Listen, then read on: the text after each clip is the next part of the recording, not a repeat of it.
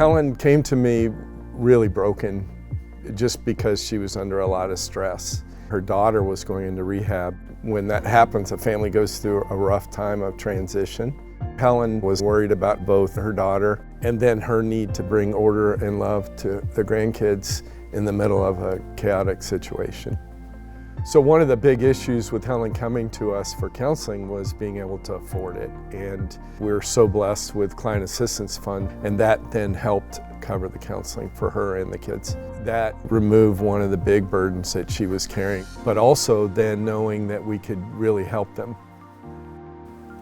Jessie started counseling when she was 15 years old. She started closed off and withdrawn.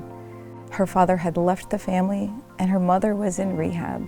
Jessie was lost, seeking connection, not knowing where to find it, looking in all the wrong places. She had been seeking online connections, very unhealthy online connections, only to endure cyberbullying. Her confidence was shattered.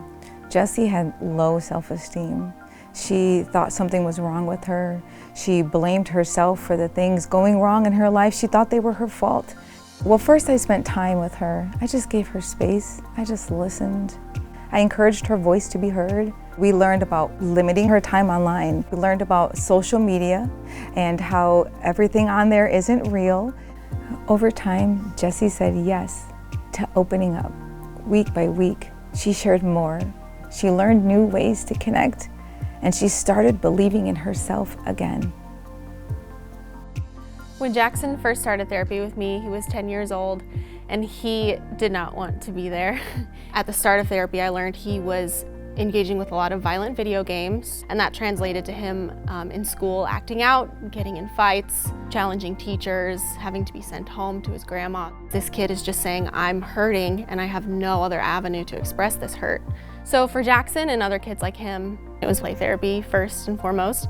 It really started to shift around the time when I brought out a puppet and he laughed, and so that kind of broke down the wall, and after that we were pretty good allies in the process. In therapy with me, he was able to play games that would let him be aggressive in appropriate ways. He was able to challenge his aggression in healthy outlets, and I think having him in therapy gave him a sense that there was someone who was going to be there for him and who was concerned about him and who trusted that he could express himself when he was ready to. Jackson said yes to trying something new and to healing. He's doing much better in school. He's not getting in fights. He's able to recognize when he's angry and take a minute, not talk back to a teacher. He has a lot more internal control through our work together.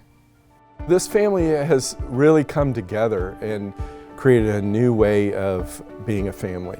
We are able, with Samaritan, to reach the many generations that come to us. That translates into individual needs being met, but then also as a group, them supporting one another. Trauma can travel through generations, but so can healing. When a grandmother receives support, her whole family grows stronger. When a child finds their voice, their life takes a different path.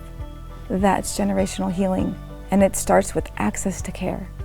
Last year, over 400 families relied on our Client Assistance Fund to get counseling they couldn't afford on their own. When you give to Samaritan Counseling Services, you're not just helping one person, you're changing the future of an entire family. By saying yes today, you're giving another family the chance to say yes to healing. Let's say yes. Let's say yes. Let's say yes.